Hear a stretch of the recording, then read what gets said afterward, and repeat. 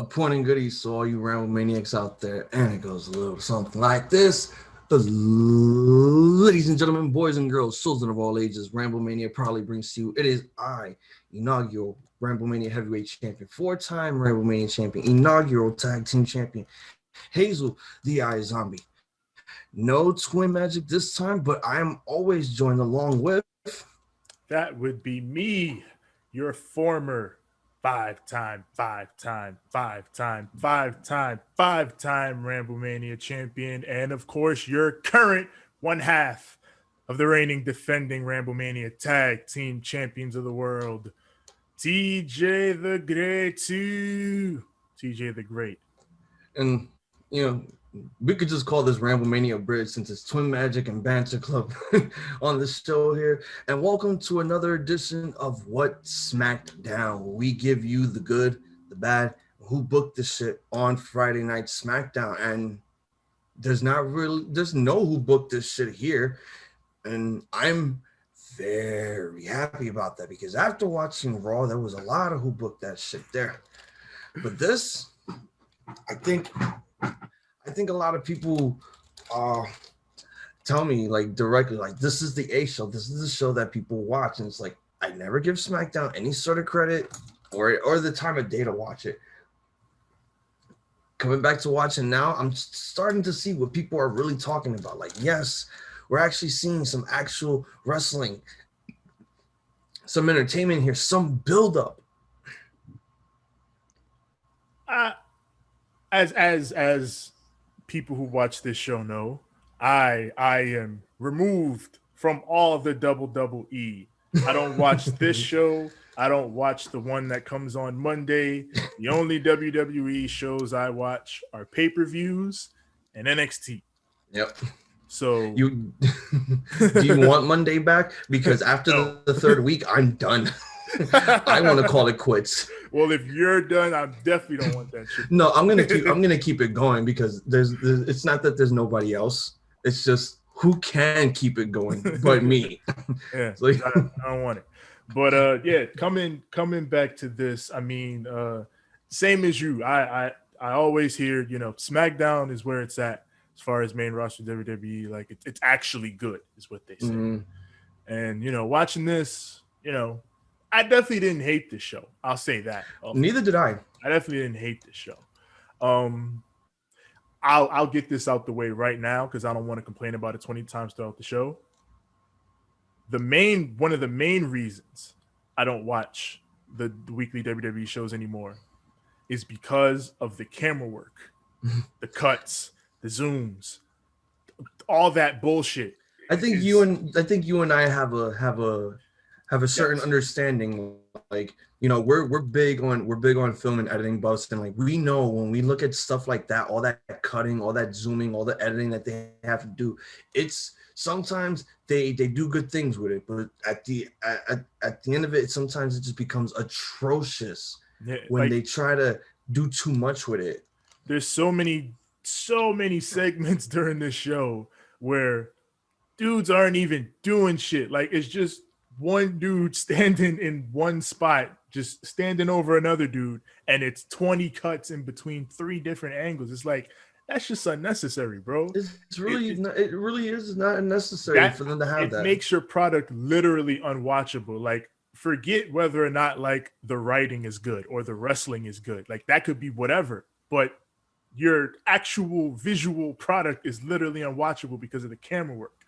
So they gotta fix that shit. They really have to. That's one of the main things keeping me from like jumping back in on this full time. We haven't done a show in a minute. Last time we did something together was the G1 Supercard, and that was like 2 years ago, I believe. Yeah, for like a full show review. Yeah, so it's like it's been a while since like we actually did something together. So I'm glad that like we can actually do this again. Yeah. Just too bad it's not New Japan. Yeah, I know, but you know what? At least it's like it's better to branch out of things. But there is some news that we do have to talk about, and it's this whole thing with WWE now almost stepping their foot in through the forbidden door. Oh, are we gonna do this? Well, The MLW thing. This is probably the biggest thing that's being talked about right now with MLW now being on Vice. And look, now we got wrestling 6 days out of the week. So, have you seen what PWI said about this? I haven't seen a lot of things, but I've been hearing that they're trying to do this the same way that they did with like Evolve, like have some sort of partnership with them. So here's the thing before we get too deep into this, because Okay. I like Court Bauer, Yes. the guy who runs MLW.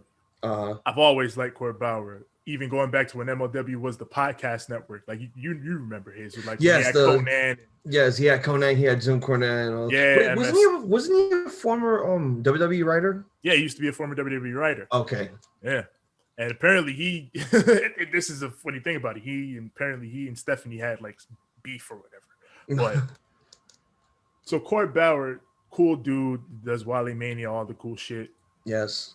But homeboy's a carny.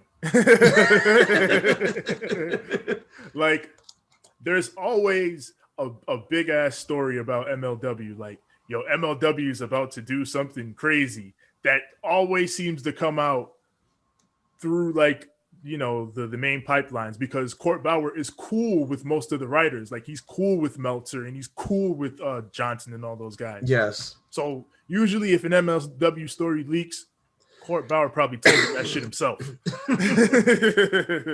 So this whole MLW was going to work with WWE thing. PWI came out a few hours ago and said, from their sources, ain't nothing going on. So that could be like one of two things. That could be the news got out, it got leaked. So now the parties in question, they don't want that shit out. So they're going to say, all right, we're not doing anything. No, they don't want to make it hot. That happens in business. Yeah, you gotta lie about it. Yeah, or it could be Court Bauer was trying to drum up some buzz for MLW again. Just like last year when all of a sudden MLW was about to get this huge TV deal. Word. And then they ended up on Vice. Nothing happened until now. So, I mean, this is a good move for MLW, but also this is a big problem for people who are big into wrestling. Now there's another fucking thing you have to watch within the week. So you have there's 3 hours of Raw, 2 hours of NXT, that's 5 hours, 2 hours of AEW, that's 7, 2 hours of Impact, that's 9, 2 hours of SmackDown, that's 11, 2 hours if they do MLW for 2 hours or an hour, that's like what, 12, 13 hours. And then when you have your random pay-per-views, like let's say gimmick pay-per-views, that's like 3 hours. Your big pay-per-views like 4.5 hours. That's literally almost a day of wrestling within that whole week of scheduling. If you want to watch it all, yeah. If you like a lot of wrestling on your weekly fucking channels, there's your fucking opportunity. And theoretically, if this MLW and WWE thing were true, what the deal is rumored to be is a talent exchange of NXT guys. So I know I saw a lot of people like, oh, Roman Reigns and Jacob Fatu. As cool as that would be, likely no. I want to see Bronson Reed versus Alex Hammerstone. You would more likely see that. Yes. And I think stuff like that. Like, I would like to see the Grizzled Young Veterans going over to MLW, stuff like that. I think stuff like that would be cool. So, and if this deal is true, potentially we could see that. So I'm down with that. Now since this has been leaked out, now they have to play something out to make it seem like, oh, none of this was true, and now they have to now they have to delay everything that they had planned and push it back further so that they could so all this shit could simmer down and everyone could hush up about it so that they could bring it back up. Yeah, so I guess in the coming months we'll see how true this all is and how it shakes out. Like, it for MLW, like, I hope the best case scenario this could be for them working with WWE is ECW in '97, where you get a couple dollars and a little bit of exposure for your guys, and down the line they'll have a pipeline to WWE, because I feel like ECW was like the only company that ever like cut a big deal with Vince and didn't get royally fucked. Yeah, that's true. Like, I mean, hopefully it doesn't turn out that way. But we've seen what Triple H has done, with some of the independent companies that he's worked with, mainly Evolve. Sometimes I think CZW, if it came down to it, he sends people down there to go recruit talent all the time. So it's just like, they're watching, on their little monitors, on their computers, or they have scouts just looking at people from all their matches. So it's just like, nobody's not going to I don't believe no one's going to get fucked over unless you put them in their main roster. Then they're fucked. Yeah, like, and people dreaming that pie in the sky, say you get Jacob Fatu and Roman Reigns. That's where you get into dealing with the big WWE politics, and I don't know if you really want that.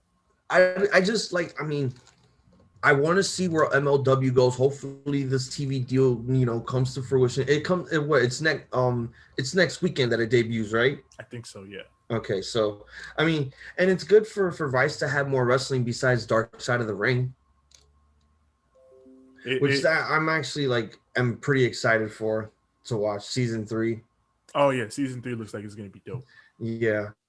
So Tav, I got one question for you. Yes, sir. Are you ready for the SmackDown? Submitting the approval of the Ramblemania show. This is the tale of Aleister Black's reality. Without further ado, let's ramble. So, Tev, let them know what's SmackDown. This is Friday Night SmackDown. Of course, we are in the Thunderdome, as we always are. We open this up with SmackDown Women's Champion Bianca Belair. She gets in the ring. She's got the mic. She welcomes us to Friday Night SmackDown, but she is then immediately interrupted by the Dirty Dogs, our SmackDown Tag Team Champions, Dolph Ziggler and Robert Roode. Yes. And they have new themes. Oh, they have a new theme. A lot of people tonight got new themes. Oh, I didn't know this was a new theme. All right, shout out to the Dirty Dogs. Yeah, I didn't. Well, maybe it's because we don't watch the product. I don't watch the product. Our interests at times. This is all new to me. But the Dirty Dogs come out and they're gonna talk, but then they're immediately interrupted by the Street Profits, and then the Street Profits are gonna talk, and they're interrupted by Bayley. Bayley gonna make me act up. Oh my god. She gets in the ring. She gets in the ring and just starts laughing at Bianca. She just gets the mic and starts laughing like a super villain. She don't say shit. She just What's funny is that she did that last week in a promo, and she's doing it this week, and it's like, what is she doing? Like, what are you trying to do here? She does it to Bianca, and she's also laughing at the Street Profits. I'm like, why are you laughing at them for? Yeah, what is this, Bayley? What are you doing? What's your plan? What did they do to you? What did they hurt your feelings? Like, I don't understand. Regardless, Bianca ain't having it. She hits her. Yeah, she slaps the shit out of her. And this all kicks this was the laziest version of the WWE opening template I've ever seen. But you know what? It was this whole thing. At least it got to the point. It didn't lead to these people just talking so much like they do on fucking Raw. It's like, yes, I know we have 2 hours, so let's cut what we had to do before, put in the middle part, and get to the end. That's it. Yeah, they just condensed the format. Yeah, they turned the 15-minute promo into a 5-minute promo, and then just went to the match. It's like, look, honey, I shrunk half of the promo in time. Yeah, promo, no promo, no promo, no promo, no fight. And then here we go. It's Bianca Belair and the Street Profits versus the Dirty Dogs and Bayley. And this reminded me that Bayley once teamed with the Hype Bros on NXT, Zack Ryder and Mojo Rawley. Yes, I remember that. That was when she had long hair. It was cute. Yes. Bayley and Bianca, they start this. They're brawling in the ring, and then Dolph comes in and acts like this ain't WWE, and he can wrestle Bianca here. You can't wrestle Bianca here. Dolph comes in and is like, nah, you can't wrestle her, and he throws him out. Outside, Bayley catches Bianca slipping, throws her into the steps. The heels take control, and Dolph makes a comeback with the sidekick, and the Street Profits, they make the hot tag to Dawkins. Bianca finally gets to fight Dolph.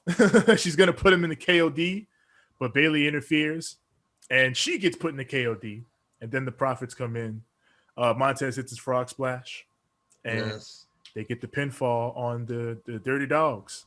Fucking Pat McAfee is like, that'll shoot him up the ladder for a tag team title shot. It's like they beat the tag champs, and they just get a shot. Yes, and they just get the shot automatically.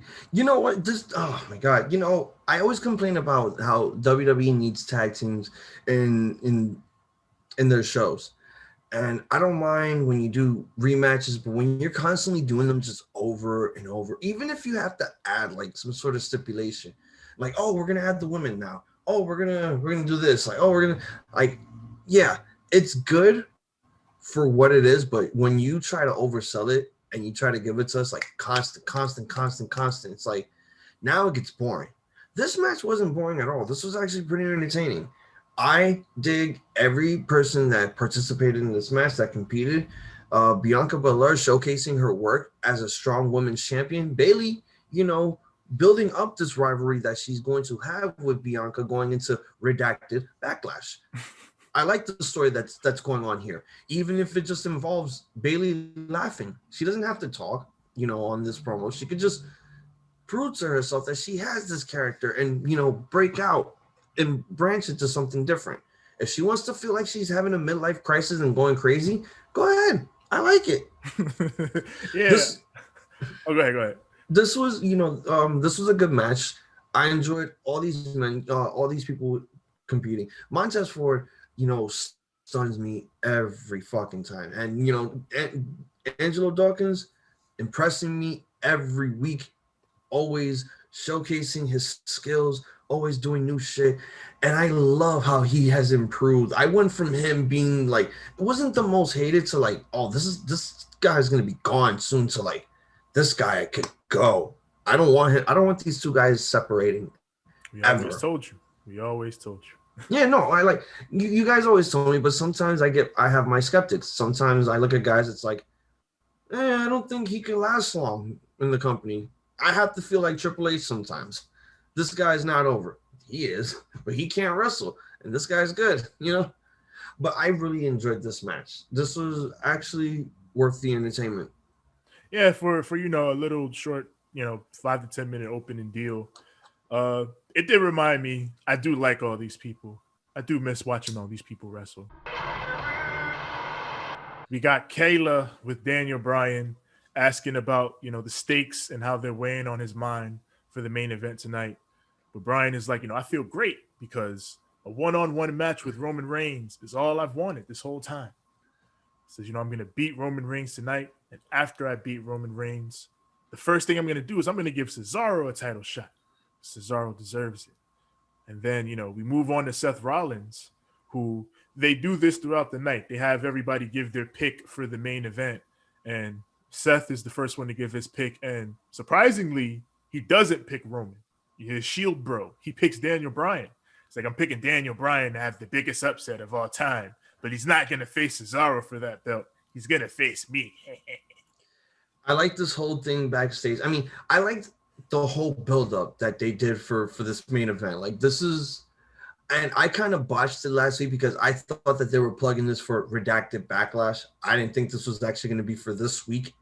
So I'm happy that we got this because, you know, they wanted to do, like, I think they wanted to do this for a while because of the whole triple threat thing and, you know, how Daniel Bryan was treated after the aftermath of his match. So they want to give him this opportunity when Cesaro should be the one, you know, getting the opportunity instead of Bryan because he already had so many opportunities for it. But I'm glad that, you know, when it was just these two, they built this whole thing up. They had, you know, legends. They had, you know, people from Raw, people from SmackDown. You had King Corbin in his vacation suit, not in his gimmick. That was the weirdest thing. So yeah, everyone was just predicting who would win the match between them, and I liked everyone's predictions here. Not everyone went for Daniel Bryan. Not everyone went for Roman. Everyone was like even. Yeah, it was about an even split. And I'll definitely agree with you. I thought they did a great job throughout the whole show of building up the main event and making it seem like a huge deal, like all the takes and the video packages and all that. Like when they want to make something seem like a big deal, you know how to do it. See, we're like WWE with their 50-50 booking, but with the production. We like everything that they do with promo packages, opening segments, and all that other stuff. But when it comes to them, filming the matches, it's horrible. Yeah, they got to stop all that bullshit. Just stop. They have to stop. But no, it's just like this whole thing. Even if there wasn't like any matches on this show and they just did backstage segments, I think they would just do this whole thing where they would start the whole rivalry from the very beginning that these two met. I think it was Fastlane 2015 or the whole thing with the Shield, and then they go to every timeline that they had against each other going into now. Like if this was the only match on the card, I would have been fine with that. Yeah, I can see that. Yeah. But we move on from them, and it's Megan Morant. That's her name. Yes, the new one. Yeah, with Nia Jax, Shayna Baszler, and Reginald, and they're talking about Natty and Tamina, but then Natty and Tamina just fucking run up and kill them. Just beat the shit out of him in the back, and then they go out to the ring. They're having a match next. They just said, let's get our advantage now, so that way when we get in the ring, we'll have the big win. And they oh my god, I was so confused. Like this was another match that was okay, but I was so confused with the whole thing because Natty and Tamina looked like heels throughout the down, and I'm like, wait a minute, it's the other way around. They're supposed to beat you up. You're not supposed to beat them up. But I guess it cancels out because Nia and Shayna have Reggie, and Reggie cheats for them, right? I would imagine. So I mean, he does what he does best. Yeah, cheats and falls in love with girls. Yeah. So So if Reggie be interfering in all their matches, I guess Natty and Tamina, they're getting revenge, and it makes sense. So. They do that, and then we have this match, Nia and Shayna versus Natty and Tamina. And once again, after Natty and Tamina gets the Superfly for the win. And then, again, Pat is like, this should bump them up the ladder in the tag rankings. Bro, they beat the champs. They should be facing them for the belts. And bro, you just said that line like 15 minutes ago. Yeah. Like you're not. Wait, I said last week that Pat McAfee needs to be very, very free creative when it comes to commentary. Now I feel like Vince McMahon is yelling in his ear. So say the same line I told you to say. Like Vince, I just said that 15 minutes ago. You want me to fucking say it again? Yeah. You gotta get it, pal. But this oh god, I'm not gonna say I didn't care because there's something here that I liked about it, and that's Tamina actually getting a push, even if it isn't a tag team. Like, oh, Tamina's getting all this recognition. She's getting the pin. She's the one getting the 3 count to the opponent. She's the one jumping off the top rope. She's the one getting talked about most in the matches now. They never did a lot of this for her, and it still pisses me off that they never talk about how she's a former 24/7 champion. It's like, so women as the 24/7 champion don't count anymore? That's not fair. It's interesting. I don't find this to be fair because in the midst of Mickie James's release and her talking about how they treat older women in the business, it's interesting to see that Natty and Tamina right now are sort of having this like push as, can they get to the top veterans? Like, can they finally make it to the top? Yeah, because it feels like this is their very last run. Yeah. Like, oh, we have nothing for you guys as singles women, so we're gonna put you as a tag team.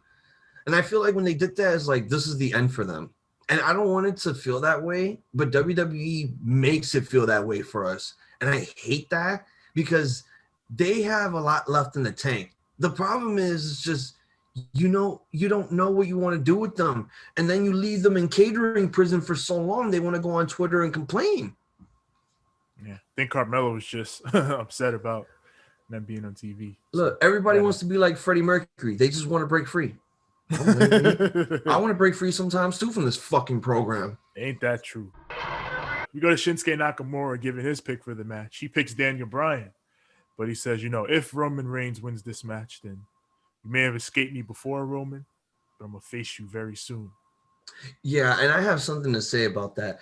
WWE robbed him of that opportunity. He had a fucking gauntlet match, and he almost like obliterated everyone.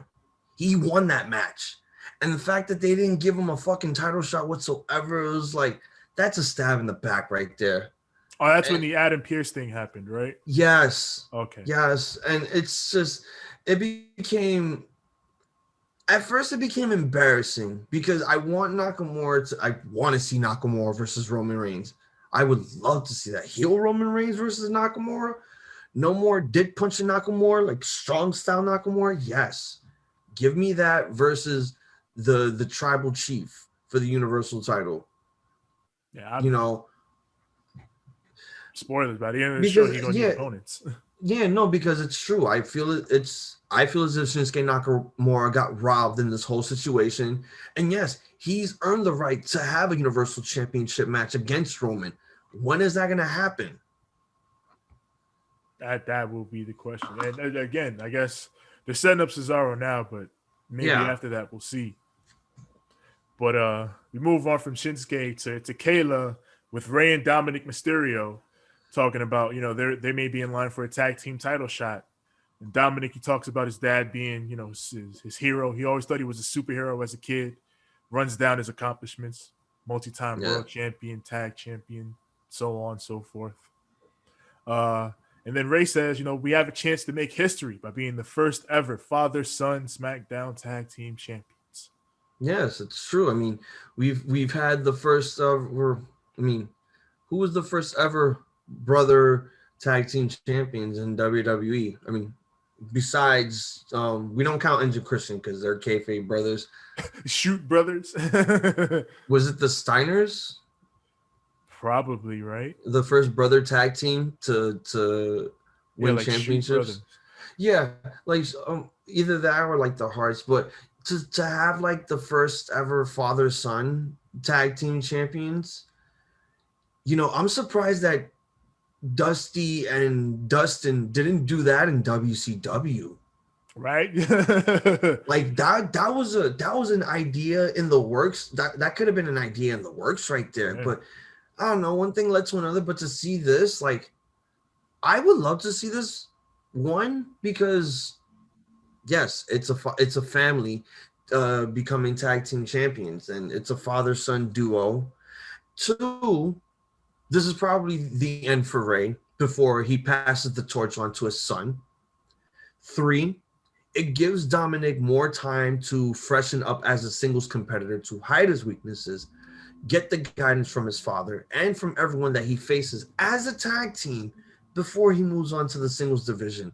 Maybe once that happens, I don't know, he could go to 205 Live so he could branch out first before coming back to the main roster. Yeah, Dominic on 205. If we can get a Mysterio on 205, since they never wanted to put Rey on there, let's get Dominic on there.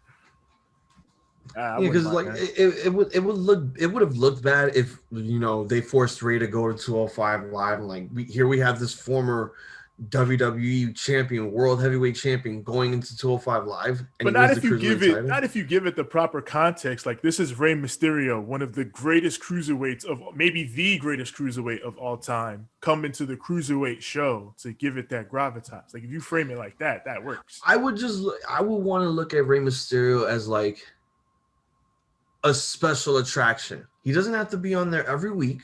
Yeah. It's just like Rey Mysterio will come on like every third show on 205 Live. Throw out an open challenge here or there, whether if it's the curtain jerk or the main event. Carry the new guys over. Whether he wins or loses, it doesn't matter. Aleister Black Yes. Man, this gave me all kinds of PTSD. The last time I watched this show, the last time I was watching SmackDown, Aleister Black was hiding in a room talking about fight me. No one wants to fight me. It's because you locked in your room, bro. That's why. With me. Bro, like WWE just locked you in that room. Like you had no way out unless someone knocked on your door or opened your door. Like now he's reading a book.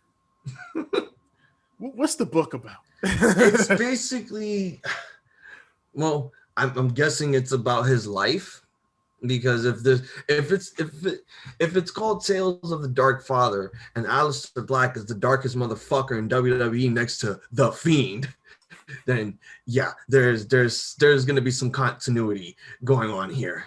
So I'm guessing they're trying to give Aleister Black this, background of, how he didn't fit in, how he was just this dark, malevolent person and everything. And you know what? I like the stories that they tell here because, it's just chapter 2, but it's getting good.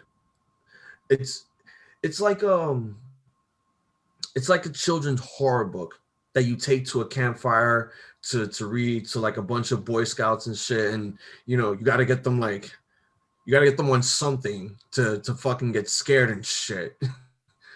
So I like what they're doing here. My thing is, can we not have them with those fucking registered sex offender glasses? I hate those. I really hate those. I mean, I feel like, considering, like I said, with the whole hiding in his room shit from before, I would hope that this time this is leading to something. Like they have a plan for this. That's just my. I'm hoping so. Like they give him like some different appearance for his entrance. Like keep the theme that he had, the second theme that he has, keep that. But let him not come out with like the coffin and all that shit. Give him something different to do for the entrance. Yeah. Like be creative with it. Try not to ruin it too. Yeah. So after this, we got the New Day giving their picks for the main event tonight. Xavier Woods picks Daniel Bryan. He says Daniel Bryan knows what it's like to struggle and make it to the top, and that resolve is going to be what takes him to the victory tonight. But Kofi says Roman Reigns is unstoppable right now. I don't know. I'm gonna have to pick the head of the table, the tribal chief, and Kofi picks Roman Reigns. So Kofi got no faith in Bryan. I guess because he beat him, that Roman's gonna beat him. Yeah, I beat Daniel Bryan, so now I beat him. So yeah, Roman's gonna beat him. If I beat Daniel Bryan, then Roman's gonna beat Daniel Bryan. I'm just a mid carder. Like Roman's the top guy. But from New Day to New Day, technically, I know they're not together anymore. But Big E, New Day, in my eyes. He's taking on Apollo Crews once again for the Intercontinental Championship, and Apollo got Commander Aziz in his corner. Yes, a WrestleMania rematch, except without the Nigerian drums. Yes, no drums at ringside this time. I had seen that picture that spread like wildfire of Sami Zayn on dancing on Kevin Owens' corpse last week. I didn't have the context. I just saw the picture. Then I saw like people wearing the shirt.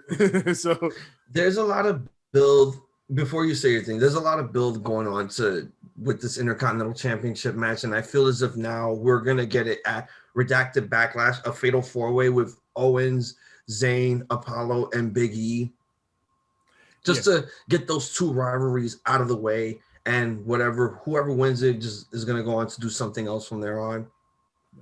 So I'm hoping this turns out to be a fatal 4-way. So, in fact, we can get to this because I'm gonna get to the important parts of this because this pissed me off because it did my least favorite thing. Disqualification. That companies do DQ finish. Yes. In a long match. Like it got really good until the end. Like Pat McAfee at one point is like, Big E has been getting his ass beat throughout this commercial break. And he made a comeback like this match was good, and then they ended it in a DQ. I hate that shit. Fuck that shit. I mean, but the post match is where the good shit happened. Yes, it was good until it got very weak at the end. I didn't hate everything that happened here. because there was this whole thing was built up because of the rematch that they had. Yeah. So, you know, with these two competing, like it was way longer than the WrestleMania match, which I enjoyed because they needed to build this up. I didn't mind the DQ. It's just I feel as if like they could have done more with this instead of having, Aziz just pull Big E from under the rope and then just throw him onto the post, DQ right there. Like you could have had Sami Zayn run in, fuck up the match, and then Kevin Owens coming in and then trying to save the day, and then Big E and KO are joined forces to beat up Apollo and Sami Zayn, all that other stuff. Like what they did here, that's when I was telling myself, yes, Fatal 4-Way is gonna happen. Because after the match, they come, they do this stuff. Haluva kick from out of nowhere. Yeah, Sammy came from the ether to deliver this Haluva kick. It's like he's doing the Randy Orton now. Yeah. I think Pat even called it. He came from out of nowhere. Yep. It's like Haluva kick from out of nowhere. And the slapping, man. These guys are getting fined for days. Everyone's getting low checks. But yeah, this whole thing is most likely going to build up towards Redacted Backlash as a Fatal 4-Way for the Intercontinental Championship. And I want to see that. I want to see stuff happen since it's going to be no disqualification. Aziz is going to get involved, but we have 2 weeks left until this pay-per-view. So I want to see how they're going to build this up. Yeah. Like I said, like the post-match with setting up inserting Kevin and Sammy into this deal seems pretty interesting. I did like Sammy holding the title, and then Apollo like, give it back. Give me my title. Give it back. And Sammy's like, okay. He gives it back, and then fucking Aziz kills Sammy. I thought that was funny. Well, before all that, like he raises Apollo's hand. Yeah, he's hand, raising his hand. Then he raises his hand, the Nigerian nail spike right there, and he's down and out. Sammy Silver. It was good. We got The Miz giving his pick for the main event, and naturally, The Miz picks Roman Reigns. The beef with him and Daniel Bryan is forever. Yes, it's always going to be forever. And to make Miz seem like he's this big deal, he has both of the WWE championships in the background. Man. The spinner one like on a table, and the modern day one in the back next to his wife's Divas Butterfly Championship. I'm like, no, I don't want to see the butterfly belt on television She anymore. Held it. I mean, yes, she held it, but it's just like, do we need to see it? It's like, and now A Taste of Things to Come by John Laurinaitis. Oh God. Actually, no. Didn't he get replaced by Jason Jordan? Well, as a head. No, he took his old job back from Mark Carrano, and Jason Jordan took John Laurinaitis. Oh yeah, they took him back to talent relations. Which is because if you remember, Mark Carano was demoted before he was fired. He was demoted to assistant director of talent relations, and John Laurinaitis got that job because he was doing the production shit in the back.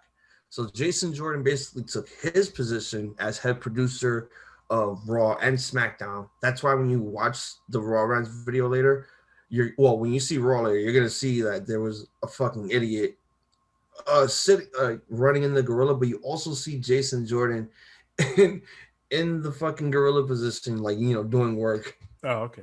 Telling people what to do on a fucking headset. Okay. So we got Kayla. She's outside of Roman's locker room, and Paul comes out, and Kayla's like, Paul. And Paul's like, she's like, Kayla's like, she's like that girl that's waiting for a dude to come out of the bathroom so they can go on their fucking date. She's like, Paul! Like, and Paul comes out like, the fuck you want? Like, we had an interview. We had an interview, and then we cut to commercial. Why do I have to talk to these people? And then probably the best promo of the night from Paul fucking Heyman.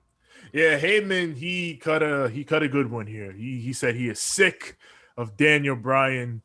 I know why. It's because he never got to sign him and put him against Mitsuharu Misawa in ECW. I feel Yes, I feel him.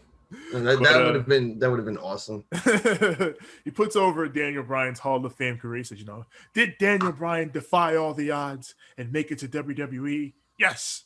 Did he make it to NXT and Raw and SmackDown? Yes. Did he make it to WrestleMania and become champion? Yes. Did he come back from a career-ending injury and defy all the odds? Yes, of course he did. Will Daniel Bryan come back and defeat Roman Reigns, the head of the table, the tribal chief, tonight? No, he will not. He will not be on SmackDown again. He will not survive the tribal chief. And then Paul Heyman. There you go. When it's Paul Heyman, you got to be serious for a minute here for what he has to say. Not trying to copy on some Lance Storm shit, but god damn, this man he's passionate on this mic. He gets very serious. He's just amazing. And what he did here is just, it added more build to this main event, because now we're scratching our heads and we're telling ourselves, what if the impossible could be possible?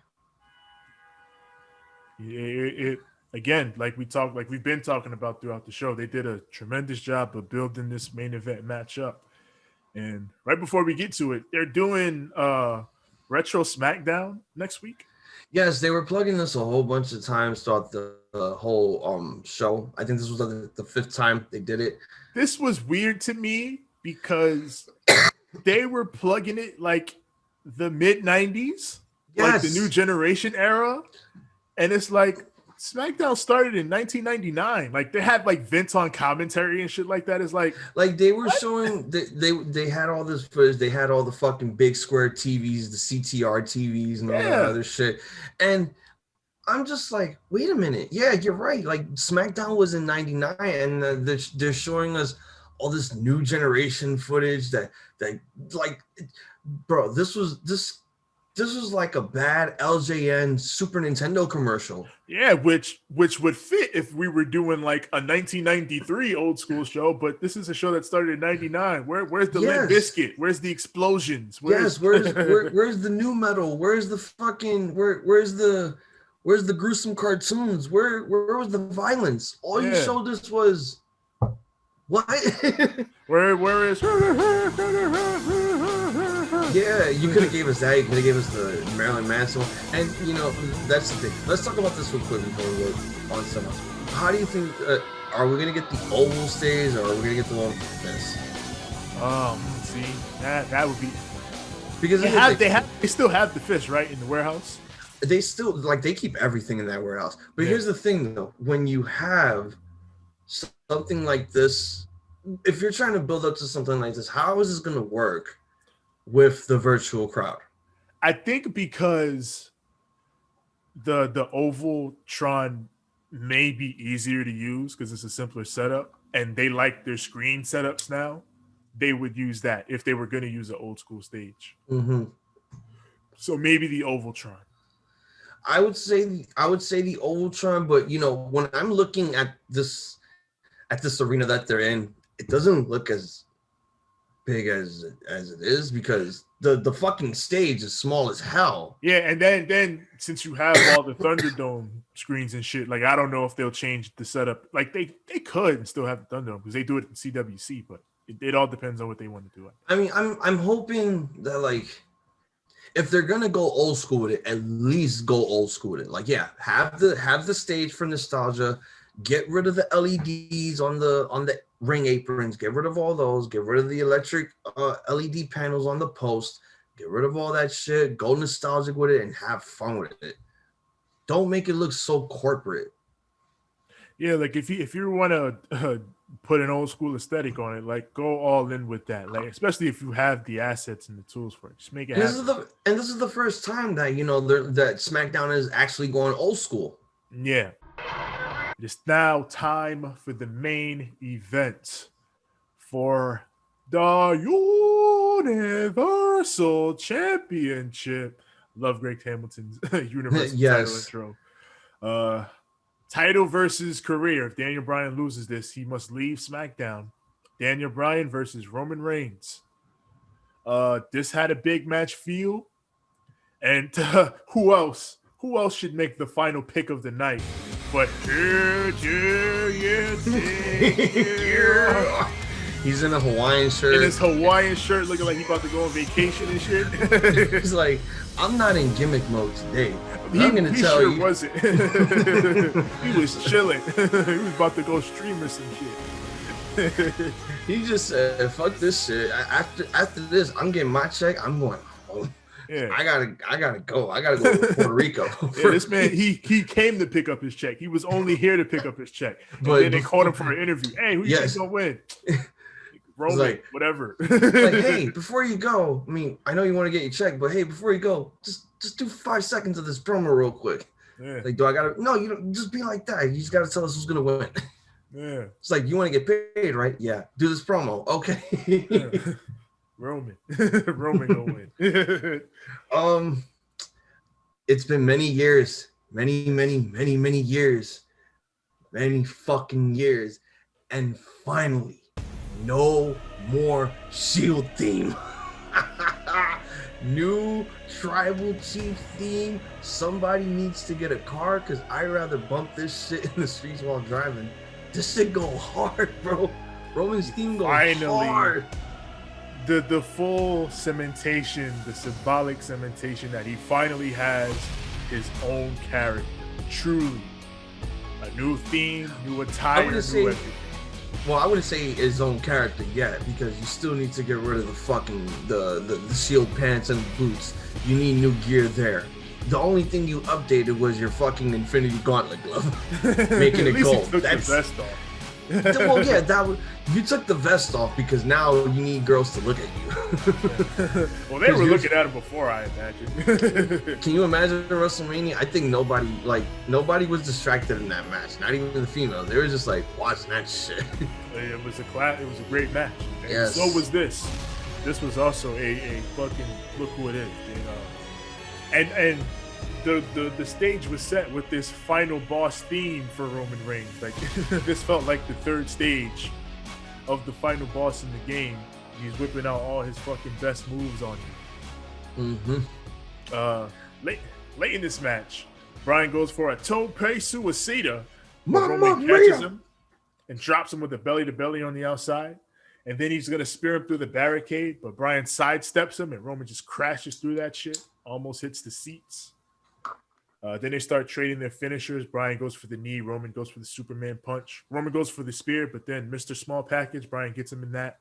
Roman's able to kick out. Bryan puts him in the cross arm breaker to get out of the guillotine, but he turns it into the yes lock. And then Roman gets near the ropes. So fucking Bryan turns it into a crucifix, then turns him to the center of the ring. I thought that was dope. And then Roman powers out, hits a power bomb.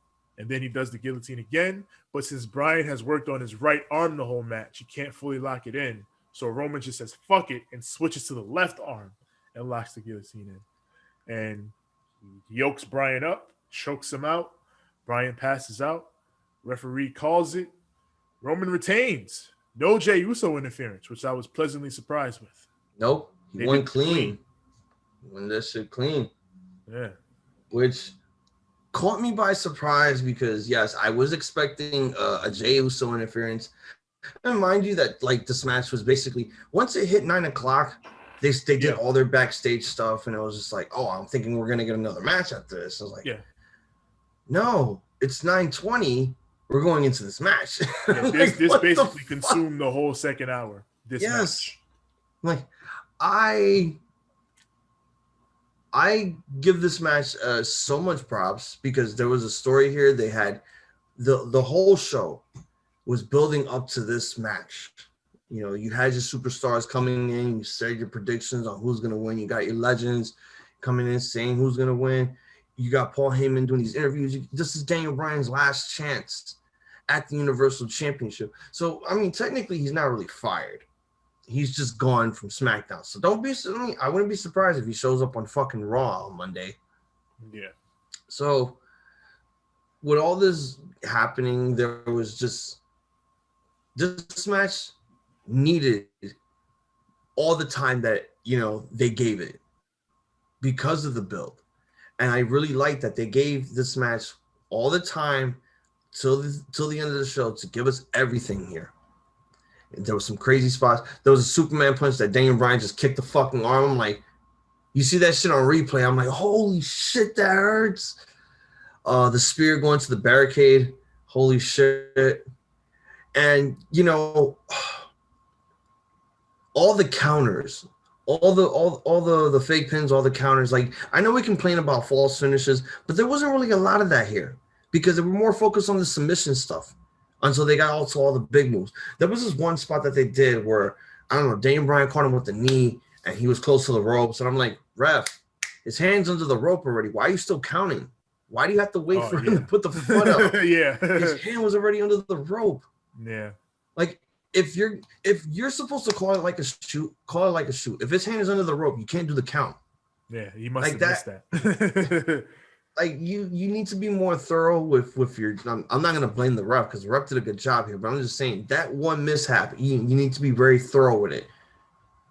Because if your boss is telling you have to call it like a shoot, then call it like a shoot. Yeah, that's what they get told. Call it like a shoot.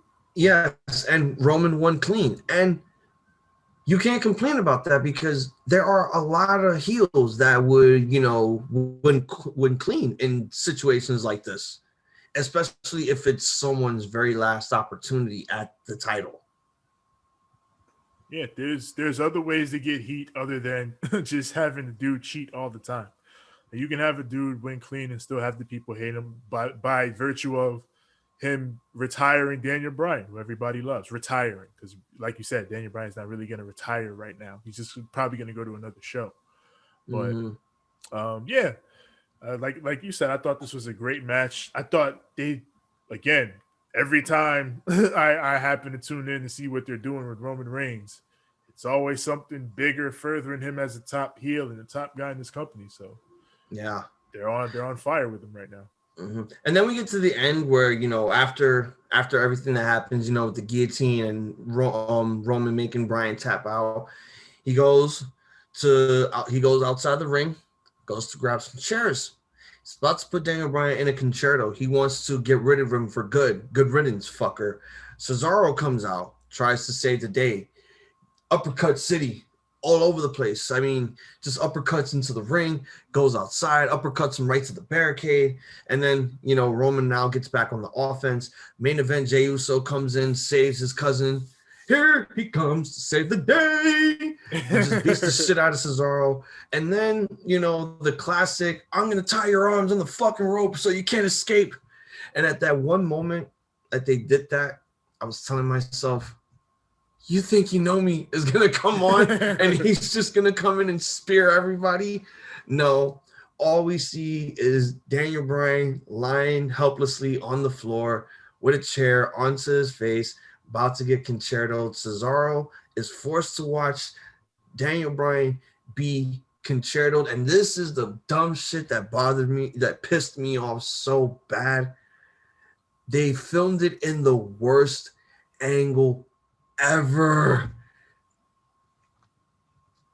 You could have just stayed on the hard cam. Just stay on the fucking hard cam. But no, you literally just show Roman Reigns hitting the fucking chair.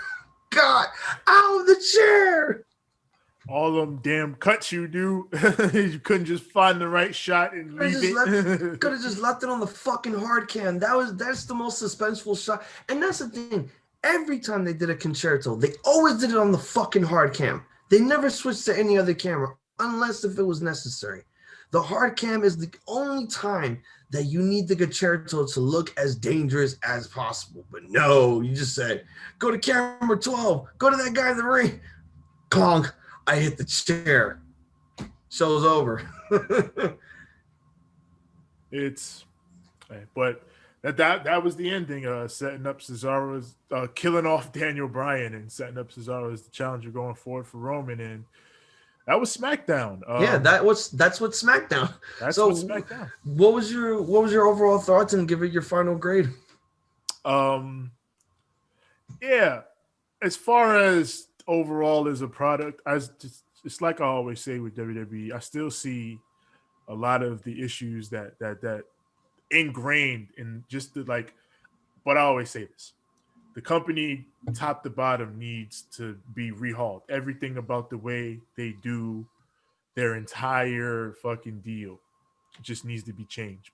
But I know they're not going to do that because they're making money doing their thing. So for what this was, I thought this certainly was like I probably won't watch again next week, but if ever Twin Why can't do not? They're going old SmackDown, school. You gotta at least watch the old school one. I'll check out clips. But if ever Twin can't do a SmackDown again, I'll probably won't have a problem stepping in and watching another one of these. But as far as coming back in full time, probably not.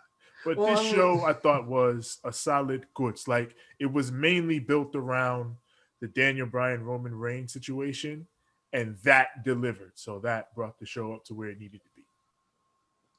I think I really enjoyed what they did here with building up the main event as this, like, this big fight feel. Like, this is something that, could be on pay-per-view and they're giving it to us for free.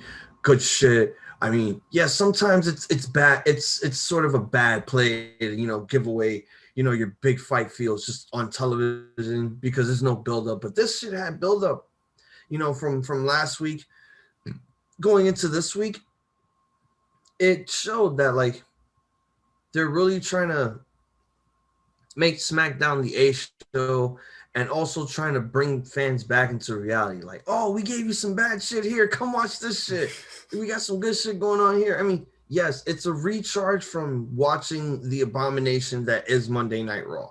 Because sometimes I now need to tell myself I need a relief of happiness. And SmackDown is now giving me that.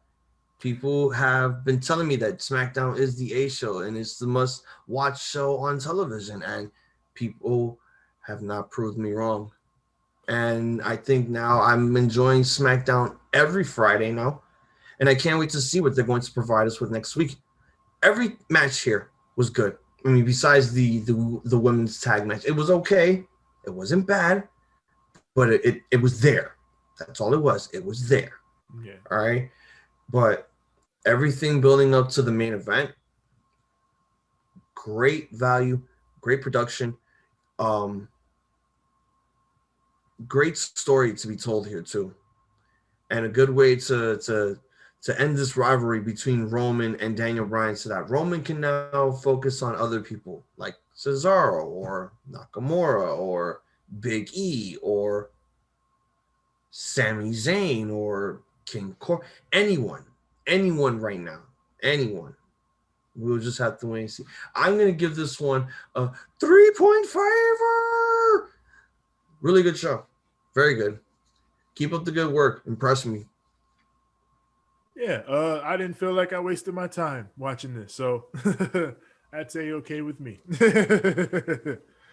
Good job. Oh, my light. Oh, shit. Well, we're going to wrap it up here, so why don't you let the Ramble Maniacs know where to find us? Yes, yeah. Already know where to find us. Find us on Instagram at Ramblemania Show and at Banter Club Podcast. Find us on Twitter at Ramblemania, Facebook.com/Ramblemania Show. And of course, find our group there, Ramblemania Show's Banter Club, where we and the other podcasts we associate with post all our goings on and the shit that goes down. As far as audio, we are everywhere audio is found. That is Apple Podcasts, Google Podcasts, Spotify, Stitcher, Anchor, TuneIn, Overcast. Everywhere your podcasts are found, just search Ramblemania Show or Banter Club. And as far as the visuals, of course, go to YouTube and search Ramblemania Show or Banter Club. And when you get here, you like our videos, you click subscribe, and you click the bell so that when the new content drops, it goes straight to you. Yeah. Me, personally, find me on Instagram at TJ the Great 1. That's TJ the GR, the number 8, the number 1. And find me on Twitter at TJ the Great. That's TJ the GR, the number 8. It's as simple as that. You can find me on Instagram at IIZombies, IIZombie. Tev, we're not gonna have you here on SmackDown, man. Hopefully we can do more of this if you're down for it. For TJ the Great, I'm Hazel the IIZombie. We'd like to wish you all plenty goodies. A2 sweet. And a good fight and a good night. Bang.